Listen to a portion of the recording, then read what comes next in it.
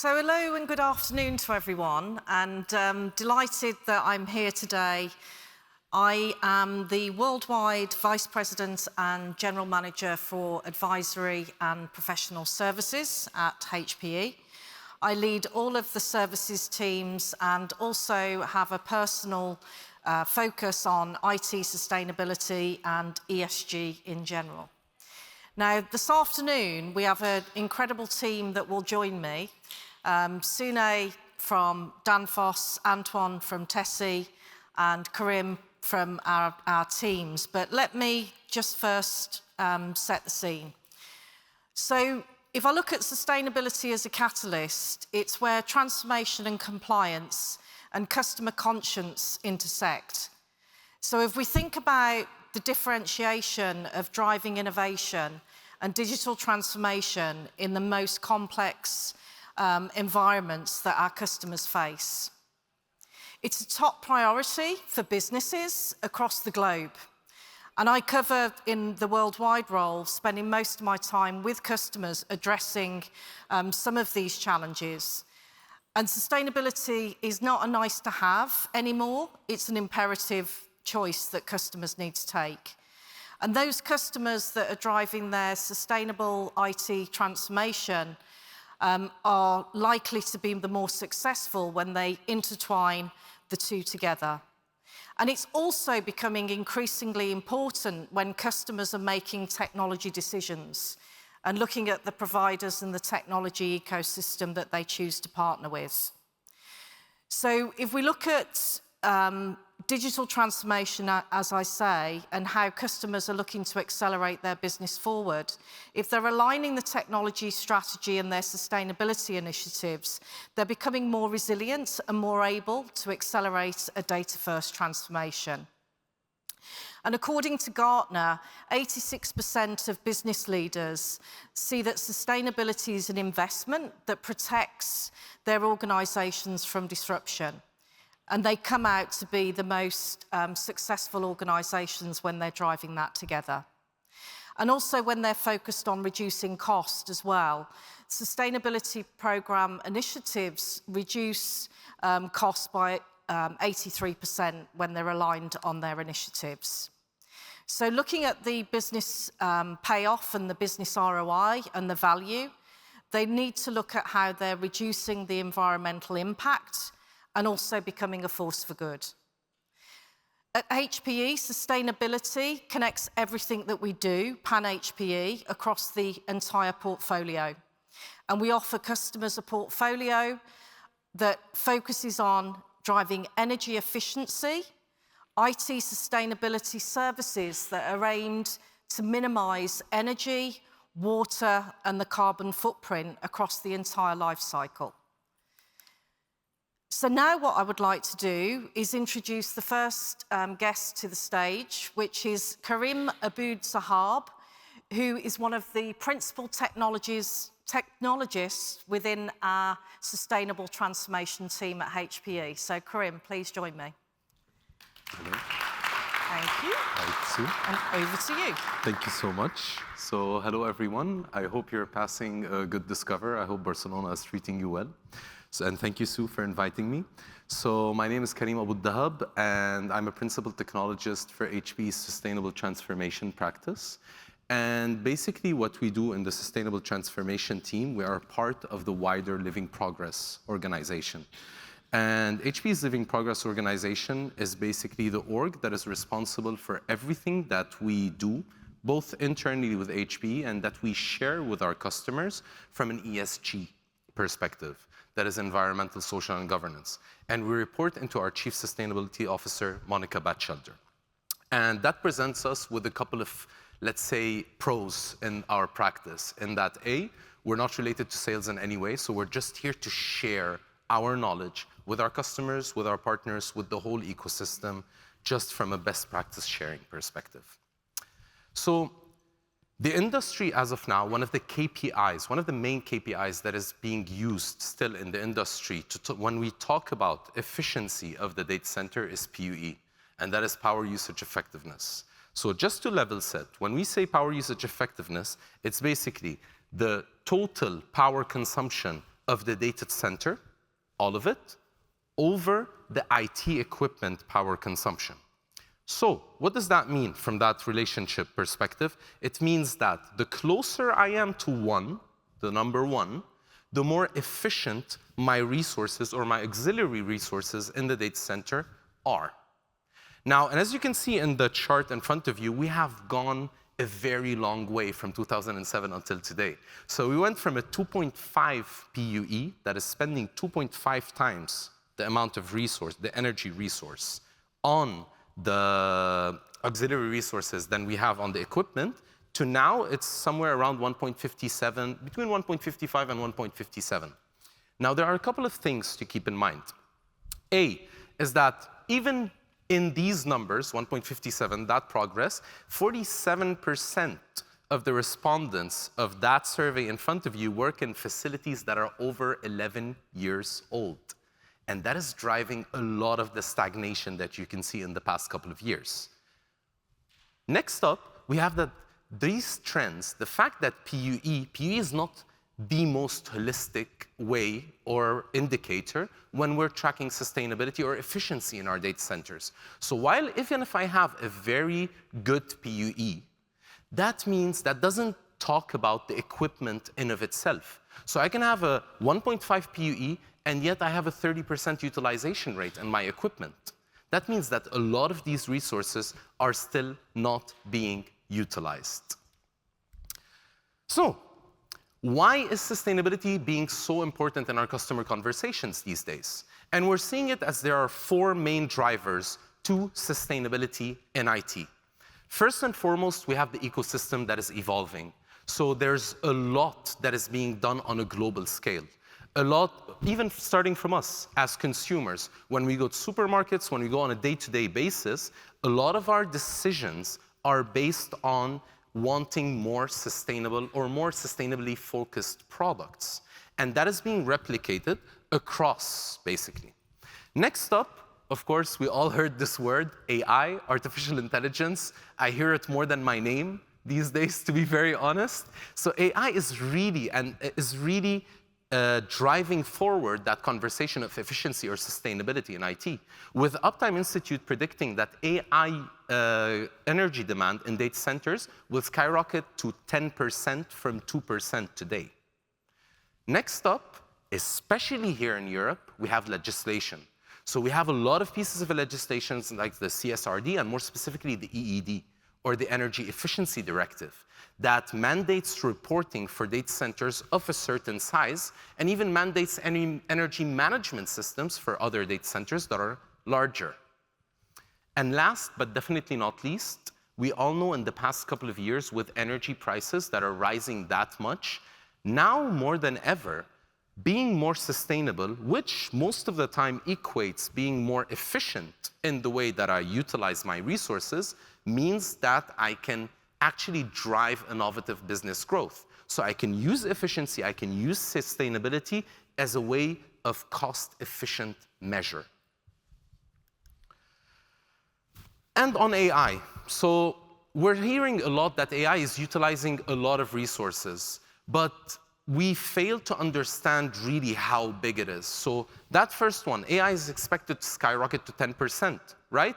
But not only from an energy perspective, but AI is driving resource demands also from a water usage perspective. And this is something also that we can help them in HPE and Sue's organization, the water usage reporting, that we are helping our customers to really see where is the impact or where's the greater impact. And as an example of that is that basically AI is expected by 2027 to utilize between 4.4 and 6.2 billion cubic meters of water. That, just to give you an idea of how big that is 3 times the amount of water that there is in the river in Paris that is called the Seine. So we need to be looking at the resources that are being used across, and we need to really try to drive efficiency, especially with the advent of AI, in order to make sure that our AI is being used responsibly.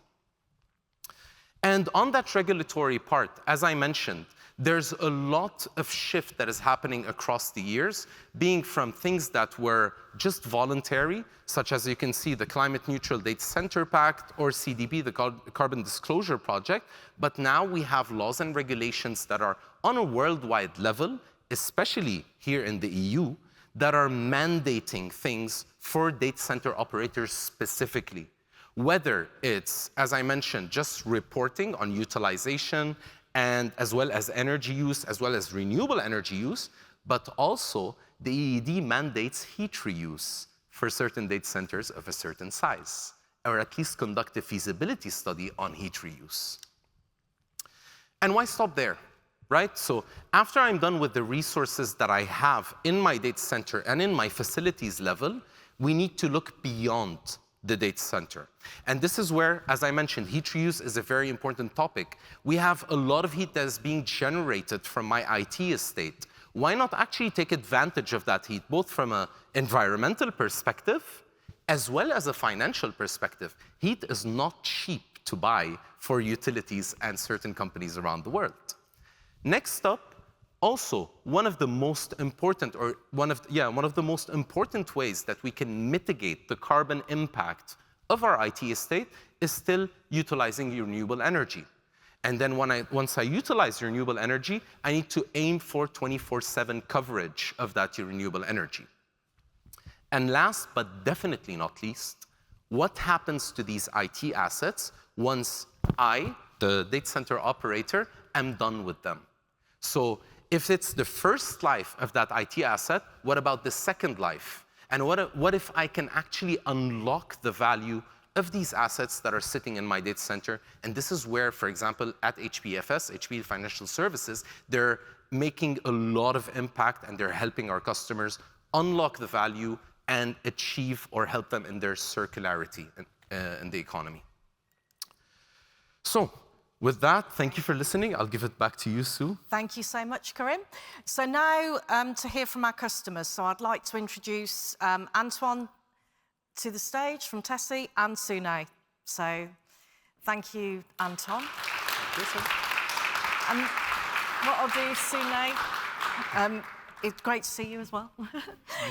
Antoine, if I pass you, and then it would be great to share with the audience more about yourself, your role, and the organisation. Good afternoon, everyone. So I'm Antoine Fournier, the CEO of Thésée Data Center. So we are running a data center in the west part of Paris area. So we will perhaps soon drive the River La Seine. So it's a pleasure to speak with you today about Thésée and the principle driving our operation. At Thésée, our mission has always been to deliver cutting-edge infrastructure while fully committing on sustainability. Let me give you an overview of what makes us unique. In a nutshell, our facility. First, they are designed for the most demanding customers. We offer the highest level of resilience, and we are certified Tier 4 by Uptime Institute. We ensure maximum uptime and reliability, so there's no compromise on resilience. Second, when it comes to energy efficiency, our PUE of 1.2 with air cooling sets a new benchmark, well ahead of the industry average of 1.5. In addition, our high-density capabilities makes us a key partner for customers deploying next-generation AI and GPU workload. After our infrastructure, we are also deeply committed to sustainability in our daily operations. This is validated by certifications such as CNDCP, mentioned earlier, and SBTi, Science-Based Targets Initiative, which confirms our dedication to reducing our carbon footprint. Finally, we have proof that these radical choices in excellence generate true business value. Thésée is a young company. We started operations in 2021, yet just 3 years after, our initial building is already fully sold out. And we are proud to host some of the biggest French names in our industry, such as Dassault Systèmes, where we house an availability zone, and France Télévisions, which is the French national public broadcaster, from whom we recently won the housing of their IT systems. In summary, TESE Data Center, it's not just about building infrastructure. It's about delivering excellence and sustainability as a foundation for innovation. A focus about digital twin. At TESE, we believe that innovation and sustainability go hand in hand. And the digital twin is a perfect example of this synergy. Today, I'd like to share how we have integrated this technology into our operations and the strategic value it brings. First, digital twin has been the heart of our operations since day one. Actually, our building has been designed by Pascal Lecoq team, and sustainability in day-to-day operations relies on detailed reporting and precise measurement. And with HPE team, we have installed from day one the digital twin to enable this measurement. And thanks to that, digital twin enables us to visualize inefficiencies and in real time, such as heat imbalances, and adjust quickly to optimize performance. As a colocation provider, we don't manage the evolution of the IT environment in our building. So it is constantly evolving, but not based on our decision, but on the decision of our customers. So it impacts constantly heat flows. The digital twins allows us to track these changes dynamically and maintain efficiency. But this is just level 1 functionality of digital twin, monitoring and adjusting. If you stop here, you miss the real potential of digital twin. It is simulation. This brings me to level 2 of digital twin. It is simulation component. On a daily basis, simulations helps us answer key operational questions. What happens if we install a new customer with specific requirements on this installation? What if we adjust airflow in a specific call corridor? So this is really day-to-day utilization. Now we can also move to strategic question. It helps us address larger challenges. For instance, our rooms, because we have 2 rooms, were initially designed for 1.5 megawatt capacity. But we've received several customer requests, and overall, some of them up to 3 megawatt configuration. Thanks to the digital twins, we simulated these scenarios, validated their feasibility, and identified the necessary infrastructure adjustment. So just with, on a digital point of view, on almost real time, just the time to set the parameters. As a result, our 1.5 megawatt room now runs efficiently at 2 megawatt, exceeding the initial design while maintaining reliability. In conclusion, digital twin represent the next step in creating sustainable, future-proof data centers. At TESE, we see it as the foundation for achieving net positive energy data centers. It means facilities that will deliver more reusable heat than the energy they consume to cool servers. By enabling end-to-end optimization, from real-time operation to long-term planning, the digital twin ensures we don't just meet today's challenge, but actively redefine tomorrow's standards for sustainability and innovation. Thank you. Thank you, Antoine. Appreciate that. Well done. And Sune, it'd be great for you to share. Thank you. Thank you, Sue. this is truly impressive, I have Yeah. to say. So great job. We need more of that, right? Yeah. So, well, I'm immensely happy to be here today and also share with you how we co-innovate together with Hewlett-Packard on data center efficiencies, especially on the cooling side and the heat recovery side that we just heard both of you speak to, how important that is for the total energy efficiency bill that we have coming out of the data centers.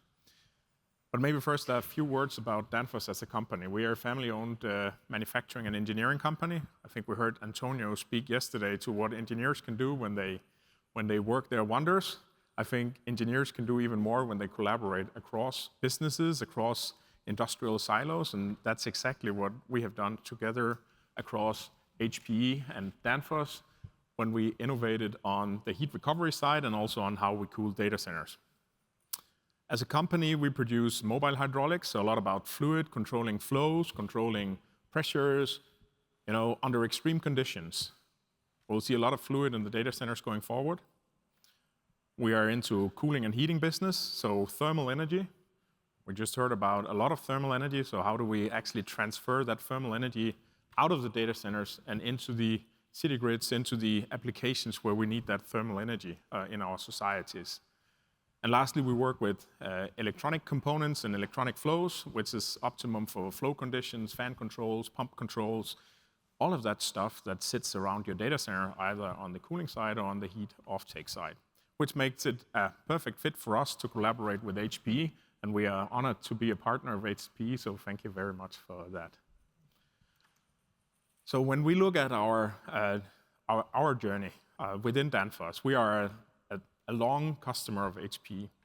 And we embarked very early on the GreenLake journey, actually before it was called GreenLake, with the flex capacity offerings, through the GreenLake, and then now on GLPC offerings.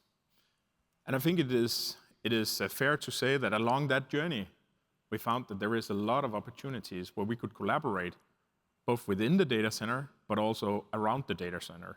So we gave ourselves the challenge on how can we actually make sure that when we cool those data centers, we do that in an optimal way that both of you just spoke to.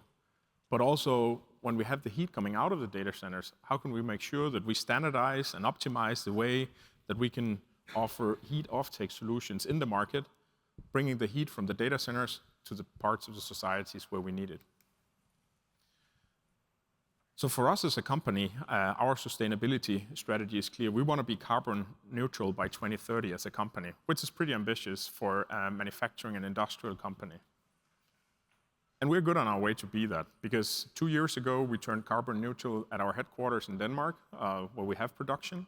25% of that journey is actually heat coming out of our data centers that today is fully operated by HPE, a 250,000 square meters facility. I think it's pretty impressive, and it would be a step that we would not be able to do without the energy coming out of the data centers.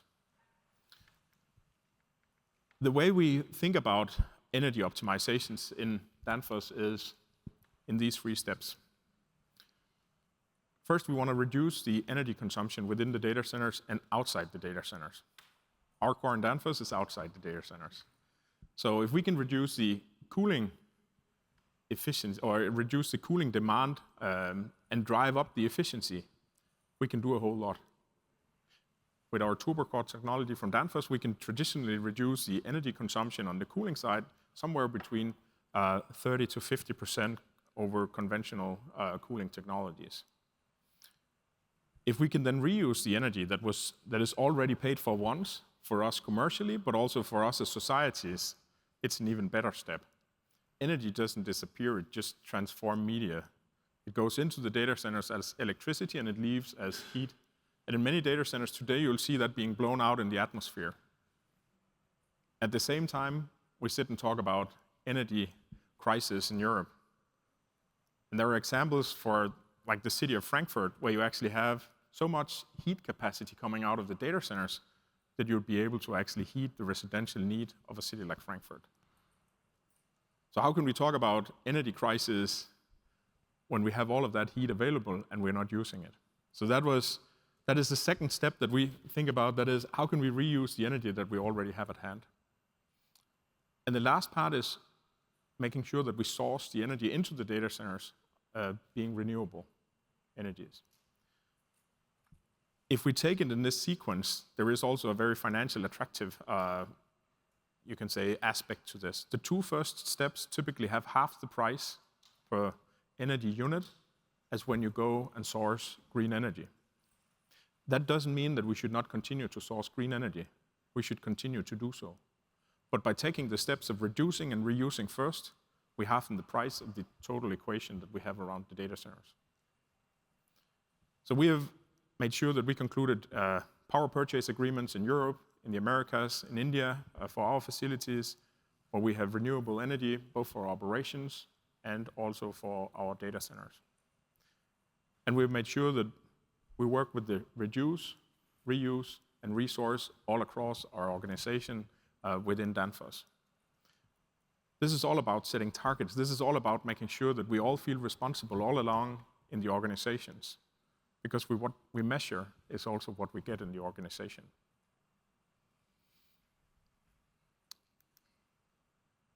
I think the last thing I would like to share is that this is not something we can solve if we isolate the different islands that we work within. So when we talk about energy consumption, when we talk about energy transformation, we also talk about what we call sector coupling, where we couple different heat sources, where we couple different electricity sources. And in the data center industry, we are notoriously known for high uptimes. That also equals reliability. So as a data center, we're actually one of the most reliable producers of heat in societies. And we just heard about AI and the journey that we have in front of us on the AI. That means that we have some of the strongest power plants coming up in the future being our data centers. And with the solutions that we have now engineered together, we're able to both make sure that they run efficiently and that we can take the heat out of those data centers and that we can put them back into the city grids. The switch from air to liquid means that the temperature on the heat coming out of the data center is going up. And in many cases, when we have modern district energy grids in the cities, and those of you who have district energy at home, you have this unit hanging at the wall in a closet or in the basement, it means that we don't need heat pumps in between the data center and the city grids to boost the temperature.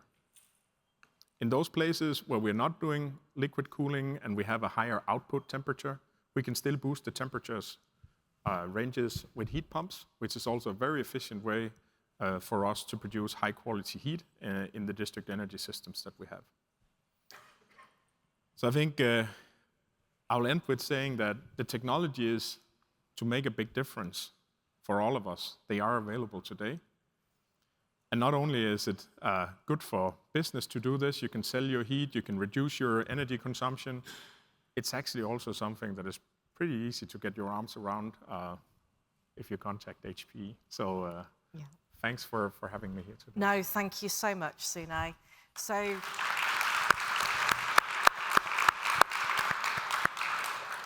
no, thank you to you all, because that was really insightful, and I'm delighted that I'll be hosting this panel now to go through and ask you a few questions. So, Sune, I'd like to start with you, because you meet so many customers. It would be great if you could share some of the challenges that you see when customers are driving their sustainable IT journey. Right. I think that one of the first questions is really, what does sustainability mean for me as an IT organization? Yeah. How can I contribute as an IT organization? So there is a lack of knowledge in our brands around sustainability in the context of IT. Mm-hmm. So I think we still have some work to do here as a brand, as a community across IT and digitalization, to make sure that we get to know what sustainability means in our context. I think the second thing is that many of our peers, when I look out in the IT industry, we are caught in legacy. Yeah. So we sit on these very old data centers, right? And it's difficult to get our arms around how do I optimize the energy consumption in an old data center. And I think that's where the offerings from HPE are really easy to get started with the modular data center approach that you have, yes, or bringing your loads into GreenLake in a co-location where you have energy optimized setups already. So I think it's about understanding, yeah, and then it's about twisting yourself off the legacy challenges and looking into the future, asking your suppliers, your partners, your vendors, how can I actually get an energy optimized setup? Yeah. No, thank you, Sune. And I think with all the new technologies, and sometimes it's where do people start? And I think one of your views, you know, you can't improve something that you can't measure. So again, getting that baseline. Antoine, can you share a little about what you're hearing from customers on their journey to net zero and IT efficiency? And then I'm going to add to that slightly as well with any barriers that they're encountering, and then what you and your company are doing to help overcome some of those barriers. Thank you, Sue. It's an excellent question. Yeah. I think we are all focused on this topic at the moment. At Thesé, we work closely with customers across a range of industries. And we are facing together two recurring challenges in their journey to net zero. I would say to our journey to net zero, because it is a kind of ecosystem approach. The first challenge is balancing growth with sustainability. Current evolution, or I would say current revolution in housing, it is the move from CPU to GPU. And there are, at the moment, a lot of difficulties of alignment between this growth and sustainability commitments. So what we are bringing at Thesé, we are bringing high-density solution with state-of-the-art infrastructure. So we know that growth at the moment with Thesé doesn't compromise energy efficiency. Actually, one fact, our outscale customer has said in September that they are placing 2 times more GPU in our AZ than on the other AZ, thanks to the high-density capabilities. So this is, you have first, I would say, an infrastructure design point to keep up with the pace of the evolution. Second challenge, it is the complexity of the heat management. There are a lot, I was mentioning before, the evolution within the housing. So when our customers are changing their IT profile, we have to change our heat management, I would say our cooling management. And thanks to our digital twin, we real-time see, we can, when our customer is calling us before, we can simulate. Sometimes we don't receive the call, so we see, we monitor, and we adjust and see in real time the output of our adjustment, whether it's enough, whether it's not enough. So this is how, on a day-to-day, we optimize the energy efficiency. So in summary, 2 key points. First, there is a foundation of trust between housing and IT, thanks to globally recognized certification. We both mentioned CNDCP, there is also SBTi. This is a way to have a foundation of trust together in this ecosystem. Second, now there's no way to go to do, I would say, housing without high density. It needs, this is really a need for future-proof housing. And thanks to digital twin, then you have both your simulation, but also your day-to-day optimization. Excellent. No, thank you, Antoine. And then could I just ask, how did your partnership with HPE help solve some of those customer challenges? So I mentioned a little bit before, radical choices that brings business value. 2 figures at Thesé, so tier 4 for resiliency, 1.2 for PUE. And this has been designed and built thanks to a partnership with HPE. And it has HPE team, and so Pascal is here, so it has been a cornerstone to our success. Why a success? I would like to highlight 2 key areas where HPE's involvement has made a real difference. So first, I mentioned design and construction. So HP has been involved from the very beginning and with a crucial role as a consultant, advisor, and then construction. And there has been a promises of Tier 4, there has been a promises of 1.2, and we know that the promises has been achieved. Excellent. So this is a key point for us. Second, innovative solution adapted to customer needs, because innovation is nice, but it has to be adapted to a need. And HP deep knowledge about IT workload enables us to have a flexible housing. And I have to be transparent, the digital twin idea comes from HPE team. And we know today, 3 years after, how useful it is on both day-to-day and also on a strategic point of view. Excellent. No, thank you, Antoine. And Sune, you've been a long-standing customer of HPE, but then from a co-innovation point of view and co-innovation of decarbonising the world, would you like to share with the audience some more detail about what we've co-innovated? Absolutely. So I think it's fair to say that the co-innovation that we've done is outside the classical data center, right? Because it's on the cooling side where we have designed a chiller type where the heart of that chiller is our TurboCore technology. It's a magnetic elevated compressor where you don't have friction, you don't have a lot of noise, you don't have vibrations. There's literally no maintenance as it's oil-free. Mm-hmm. So it's a very, you can say, energy efficient compressor type that makes the cooling side extreme energy efficient. Mm-hmm. Then on the heat recovery side, we have worked with HP, engineered a heat recovery station that is now something that is a standard option for your modular data center in the GreenLake environment, so that you can actually take the heat that comes out of the data center and you can combine the city grid with the microgrid that you have in the data center, and that way you can transfer heat off your data center into either a city grid, it could be an industrial symbiosis, it could be your own facilities, a warehouse. So I think that it's fair to say that what we have innovated on is actually the energy flowing into the data center, and it's the energy coming out of the data center as heat. And those services are available today. Yeah, excellent. No, and I appreciate it's been fantastic to go on that co-innovation journey, because it always shows that there's, you know, the art of the possible of what can be achieved and the partnership. So I've got a question, Antoine. How are you looking to integrate AI within Tessie?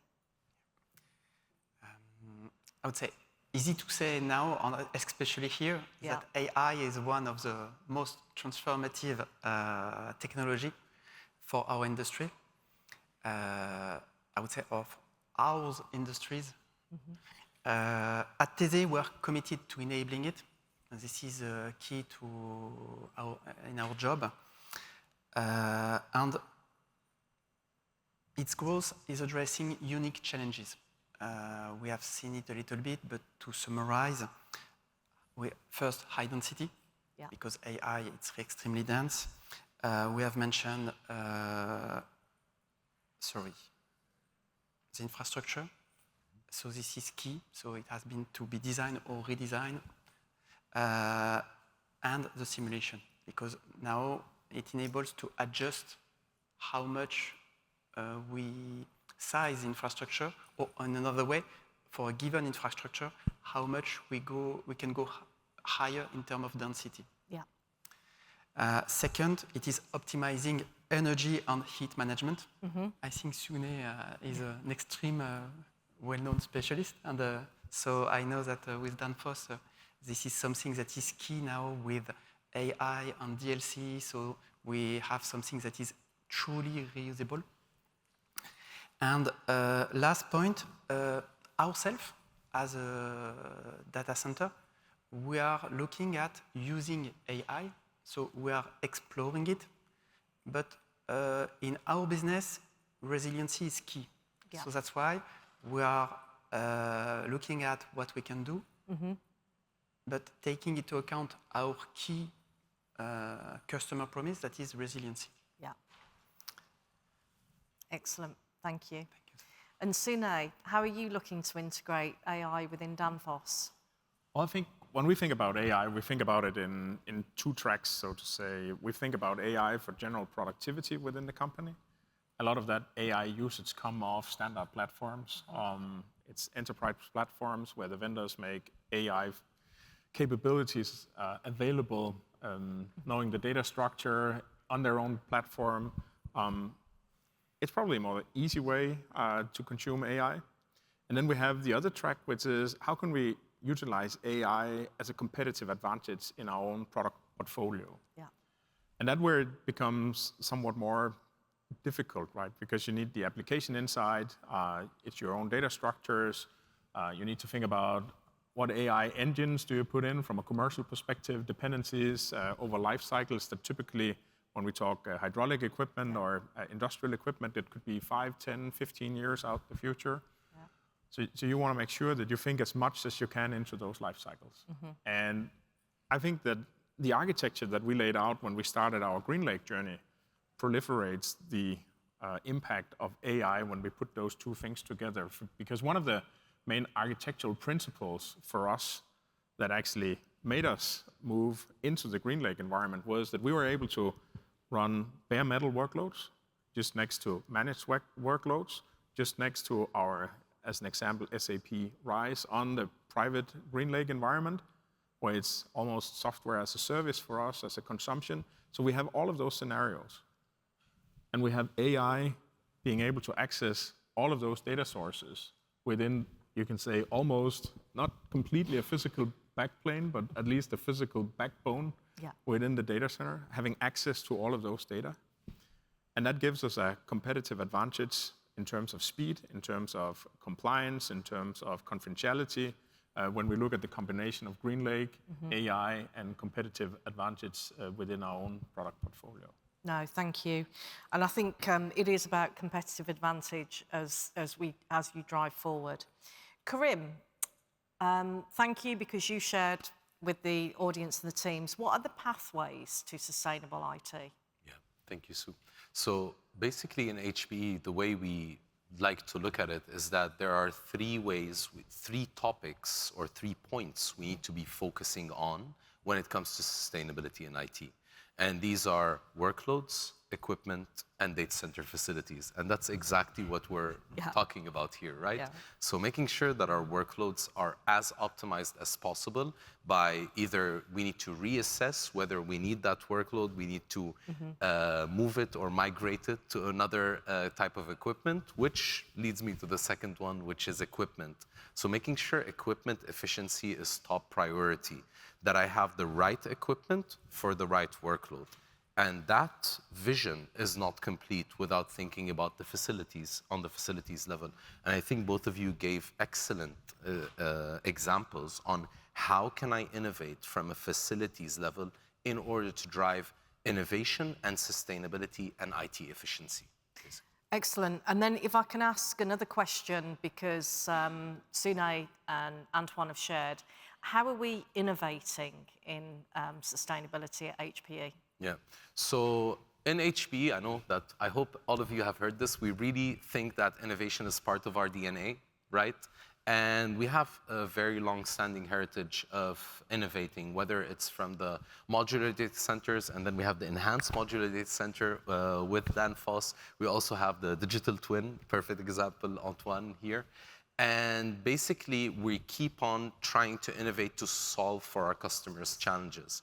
And I think a couple of examples of that is, for example, our 100% fanless DLC that we announced a couple of months ago, as well as, more importantly, an announcement that actually your organization is responsible of, which is the adaptive cascade cooling, which is basically understanding that the reality in our customers' data centers really has a balance of more dense IT equipment at the same time for these generic workloads or more general workloads that still need to be air-cooled. So basically what adaptive cascade cooling is, it's a patent that HPE has filed for, that we have approved actually.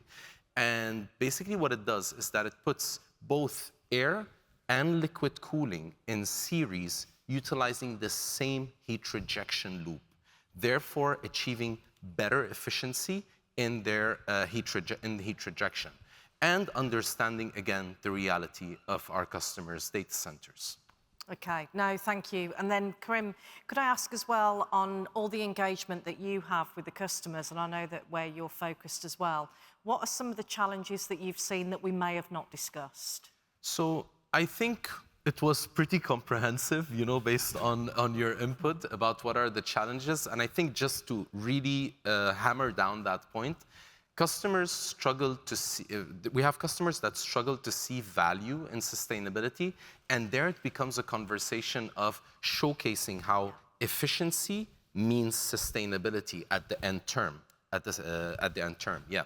On top of that as well, we need to show that there is financial value in being more sustainable and being more efficient, and very critically, finding the balance. So again, perfect example that you are tier 4, right, from Uptime, which is the highest level of resiliency. At the same time, they're 1.2 PUE. You have a 1.2 PUE, which means you found a good balance that works for you and for your customers. Yes, please. If I may, as a data center manager or housing provider, we are efficient or sustainable by design because efficiency means a smaller bill at the end of each month.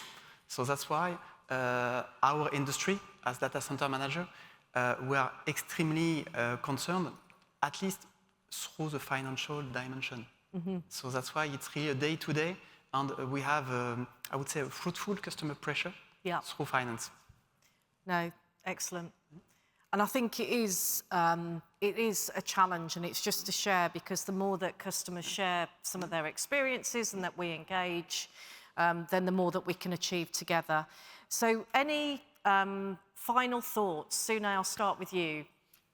Well, at the end of the day, this is actually not that difficult. I think it's just new territory for many of us. The technologies, they are available today to do a lot of those step changes. It's all about getting started. And if we don't have the capacity to start all in, small steps makes us all move in the right direction.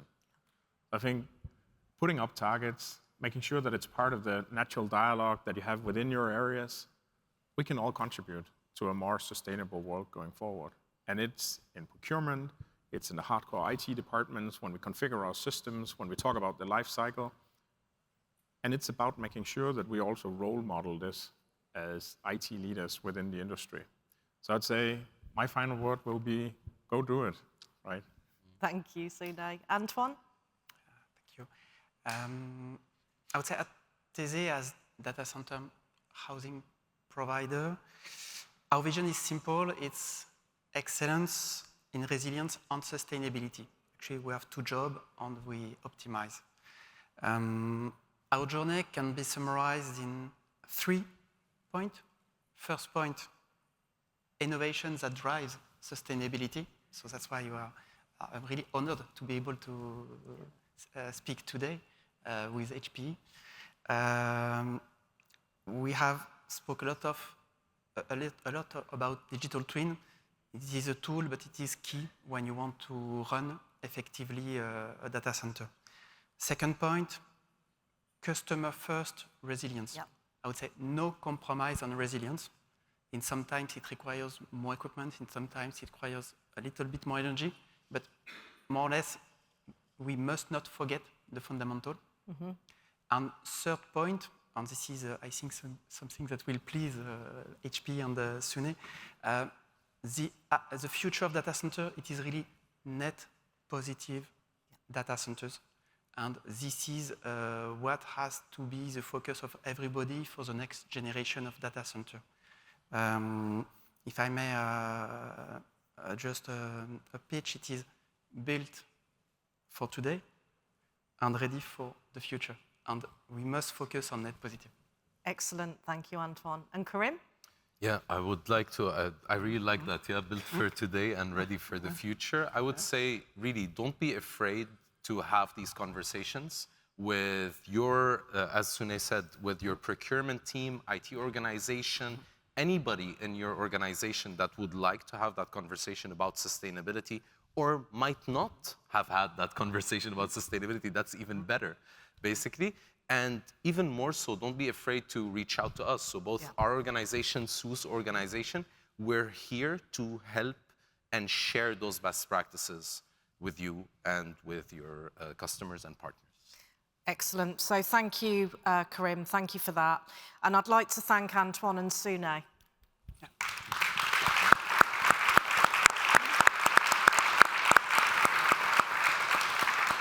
So I think in summary, it's everybody's responsibility to take charge. And I think the more that we come together across the ecosystem and the more that the curiosity and driving the innovation, the more that we'll achieve together. So I just wanted to summarise that we have a portfolio of IT sustainability services that I know that the teams from the panel that we've gone through today, some of these things have been discussed. But it's important to look at the workloads. It's important to look at where those are positioned globally across a customer landscape, and then also what is the energy and the emission impact and how can that be reported. We work with customers to look at what workloads, and we have something called Right Mix Advisor, which enables us to look at those workloads along with the energy consumption and the carbon emissions. We also drive a lot of modernisation and migration projects, so therefore you're driving further efficiencies as we deliver those modernisation and migration projects. We also have HPE Financial Services with the circular economy and the upcycle and the recycle of technology, helping reduce landfill and being able to report that back to our customers. I won't go through all of the details, but then again, from what we've covered today with both Danfoss and with Tessie on the sustainable data centre modernisation, and I'm delighted with all the work that the teams keep delivering and the co-innovation that's been driven, and look forward to more that we can achieve, together and gaining the partnerships, further partnerships that we've discussed today. So thank you.